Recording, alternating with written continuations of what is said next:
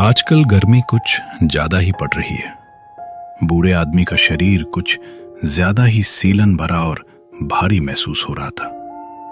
बांस के झुरमुट को पार करते ही दीपक का घर आता था। उसी के घर से कौशल काका को बुलावा आया था। पेड़ों से घिरे उस बड़े घर के सामने आकर बूढ़ा आदमी रुक गया। घर के ऊपर हल्की सी धुंध जैसे एक ही जगह घूम रही थी। कौशल काका ने एक बार उस तरफ देखा, फिर जोर से आवाज लगाई, दीपक, अरे ओ दीपक बेटा, घर पर है क्या?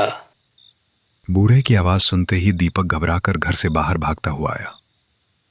उसके चेहरे पर उलझन थी, आंखों में लगभग आंसू। कांपती आवाज में वो बोला, आ गए कौशल काका, आपको बुलाने के लिए मैंने हरी को भेजा था। देखिए ना मेरे पिताजी को क्या हो गया। उसकी बात सुनकर कौशल काका ने एक बार गुस्से से हरी की तरफ देखा और फिर घर के अंदर की ओर बढ़ गए। तब तक सूरज पूरी तरह डूब चुका था। बड़े से घर की मिट्टी की दीवारों पर नक्काशी बनी थी।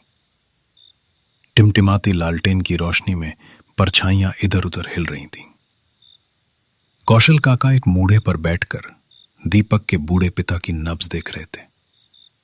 उसी बूढ़े की हालत बहुत खराब थी, इसलिए दीपक ने उन्हें बुलाया था। हाँ, लगता है आज की रात नहीं कटेगी। तो एक काम कर, चारपाई और लोगों का इंतजाम कर ले और अपने मन को थोड़ा मजबूत कर, समझा? खुद को संभाल। कौशल काका की बात खत्म होते ही दीपक बहुत निराश हो गया। क्या हुआ तुझे? बूढ़ा आदमी है, मर जाएगा। इसमें इतना परेशान होने की क्या बात है? नहीं कौशल काका, एक बात आपने देखी या नहीं पता नहीं, दीपक दा के पिता के गले में एक अजीब सा निशान है। बिल्कुल बिल्कुल जैसे दांत का निशान। हाँ, जैसे किसी ने काटा हो। ये सुनते ही कौशल काका चौंक गए। क्या कह रहा है? चल दिखा, मेरी नजर में कैसे नहीं आया। चल चल चल।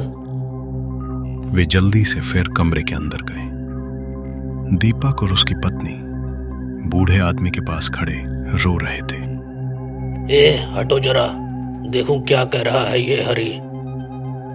उन्होंने आगे बढ़कर बूढ़े आदमी की गर्दन को एक तरफ घुमाकर देखा। सच में गले पर 2 दांतों के निशान थे। क्या देख रहे हैं कविराज बाबू? अब तो वो नहीं रहे। तुम बाहर आओ, एक जरूरी बात करनी है। दीपक थोड़ा हैरान हुआ, लेकिन उनके पीछे पीछे बाहर चला गया। हरी भी उनके साथ हो लिया। बाहर ठंडी हवा सुई की तरह चुभ रही थी। तीनों आंगन में आकर खड़े हो गए। कौशल काका ने धीरे आवाज में कहा, तेरे बाप के गले में वो कैसा निशान है? पहले तो लगा जैसे सांप के दांत का हो, लेकिन अब तो इंसान के दांत जैसा लग रहा है। पता नहीं काका, करीब 1 हफ्ते पहले वो दक्षिण टोली गांव गए थे शाम के। लौट कर आए तो तेज बुखार था और बोल भी नहीं पा रहे थे। वो निशान हमने पहले कभी नहीं देखा। मैंने वो निशान पहले भी देखा है काका। उसी पड़ोस के हारू के बेटे की मौत हुई थी ना, उसके गले में भी ऐसा ही निशान था। छोटा बच्चा था, बस 1 हफ्ते के अंदर सब खत्म हो गया। मैं खुद उसके दाह संस्कार में गया था।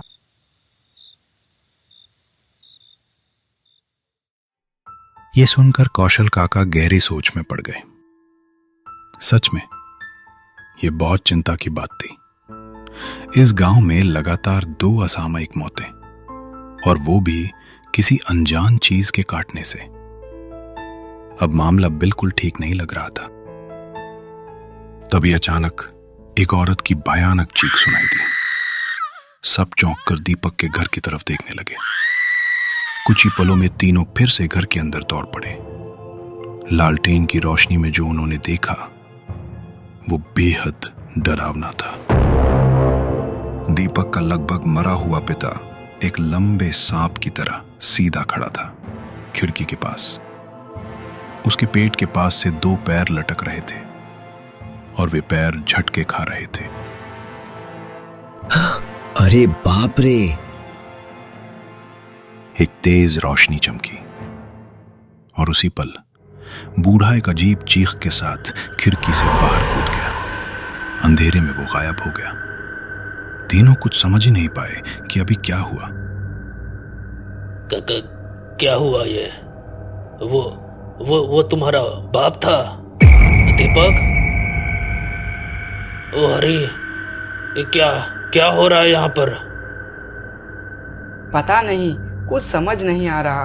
लगता है दीपक के बाप पर कोई भूत प्रेत सवार हो गया है। नहीं, ऐसा नहीं है। मुझे लग रहा है उनका दिमाग खराब हो गया था। हरी, चलो हम बाहर चलते हैं। गांव के और लोगों को ये बात बतानी होगी। हाँ काका, चलो। मुझे भी बहुत अजीब लग रहा है ये सब। चलो। कौशल काका और हरी दीपक के घर से बाहर निकल गए। दोनों बांस के झुरमुट के बीच से चल रहे थे। धुंध में माहौल और भी डरावना लग रहा था। कौशल काका चलते चलते बार बार पीछे देख रहे थे। उनके दिमाग में दीपक के पिता का भयानक चेहरा घूम रहा था। तभी हरी को लगा कि सामने धुंध में कोई लंबा सा इंसान खड़ा है, बिल्कुल पेड़ की तरह सीधा। उनके कदम अपने आप रुक गए। कौन है? पहचान में नहीं आ रहा। कौन है वहां? कौन है? कौशल काका ने उसे देखा, लेकिन उसे पहचान नहीं पाए। तो उन्होंने टॉर्च चलाई। रोशनी पड़ते ही वे चौंक गए। वो गांव का स्कूल मास्टर था। लगभग 6 महीने पहले ही यहां आया था। शांत और भला इंसान। सब उसे पसंद करते थे। अरे जेटू मास्टर, तुम यहाँ? क्या बात है? कहीं जा रहे हो क्या? हाँ, सुना है कि दीपक दा के पिता की तबीयत ठीक नहीं है, तो सोचा देख आऊं। आप लोग कहाँ से आ रहे हैं? कौशल कुछ कहने ही वाले थे, लेकिन हरी ने उन्हें हल्का धक्का देकर रोक दिया। हम घर जा रहे हैं। मैं और कौशल काका पास के गांव में गए थे एक काम से। हम फिर आएंगे। इतना कहकर हरी तेजी से आगे बढ़ गया। कौशल काका भी कुछ समझ नहीं पाए और उसके पीछे पीछे चल दिए। जेटू मास्टर चुपचाप उन्हें जाते हुए देखता रहा और अचानक उसके चेहरे पर एक अजीब डरावनी मुस्कान फैल गई।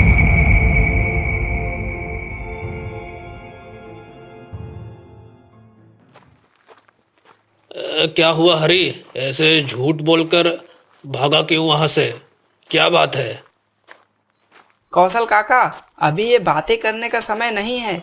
जल्दी आपके घर के अंदर चलिए। सब बताऊंगा। आज गांव में किसी और को बुलाने की जरूरत नहीं है। जल्दी चलिए।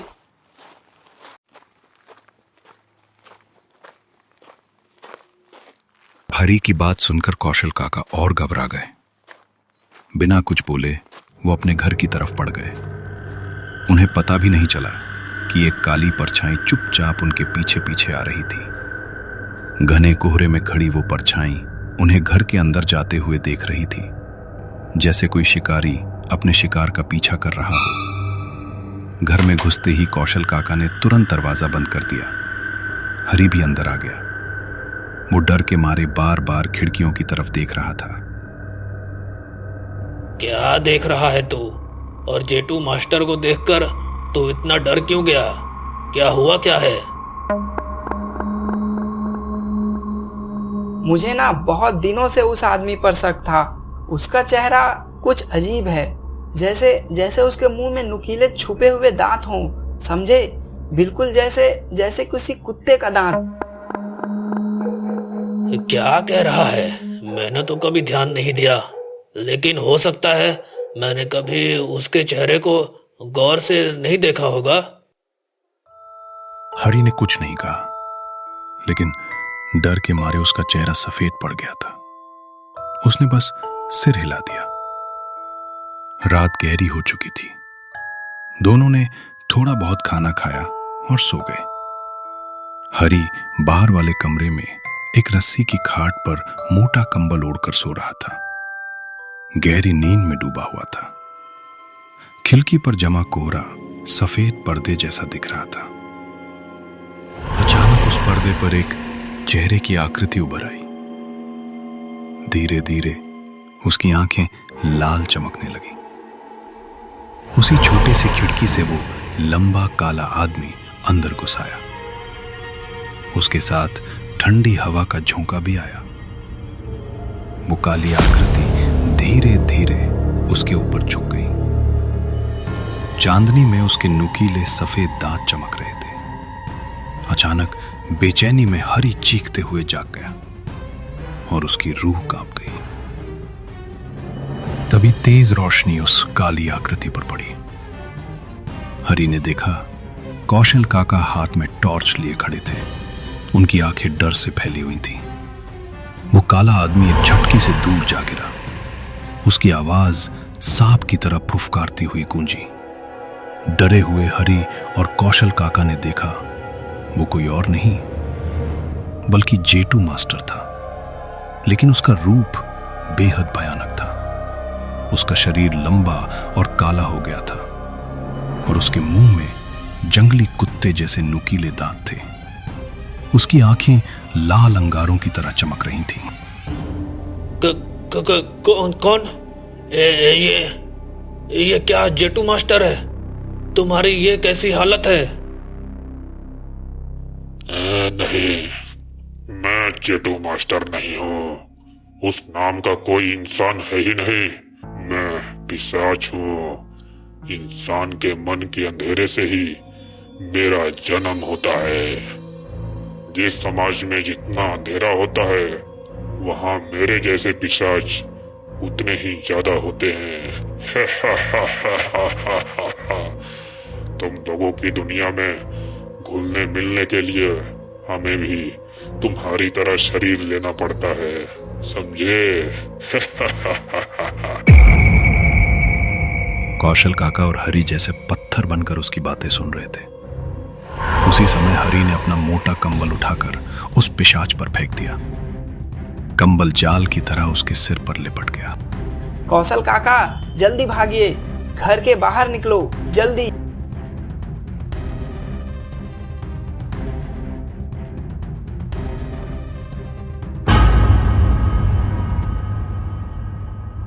हरी और कौशल काका बाहर आकर दरवाजा बंद कर देते हैं और मोटी कुंडी लगा देते हैं। अंदर से जोर जोर से धमाके और चीखने की आवाजें आने लगी। हरी, ये क्या हो रहा है यहाँ पर? मेरा सिर चकरा रहा है। ये सब बहुत डरावना है। अब हम क्या करेंगे? कहाँ जाएंगे? चलो हम गांव के लोगों को बुलाते हैं। जब तक ये पिशाच बाहर नहीं आता तब तक सब ठीक है।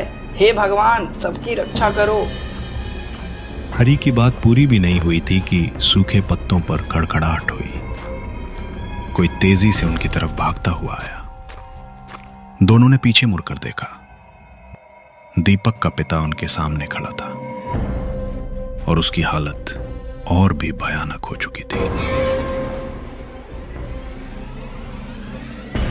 हरी, अब कहाँ जाएं? कुछ कर, जल्दी कुछ कर। कुछ समझ नहीं आ रहा मुझे। हम पिशाच हैं। जब तक इस गांव के हर इंसान को पिशाच नहीं बना दूंगा मेरा लक्ष्य पूरा नहीं होगा। जिसे मैंने सबसे पहले काटा था उसका शरीर तुम लोगों ने जला दिया, इसलिए अब उस शरीर पर मेरा पूरा नियंत्रण नहीं है। मैं पिशाच हूँ, वो भी पिशाच है। हम दोनों एक ही हैं।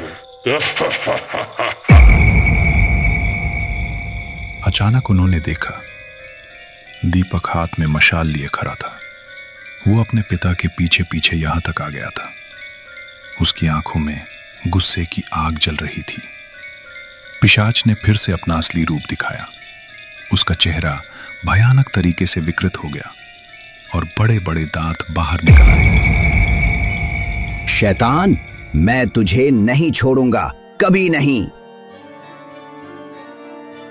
इतना कहकर दीपक ने मशाल सीधा पिशाच पर फेंक दी। मशाल उसके सीने पर लगी और उसका शरीर आग में जल उठा। उसी पल दीपक के पिता ने भी दोनों हाथ उठाकर जोरदार चीख मारी। इतनी भयानक चीख कि कौशल काका और हरि ने अपने कान बंद कर लिए। आग की लपटें आसमान तक उठने लगी और उसी के साथ सुबह का सूरज उगने लगा।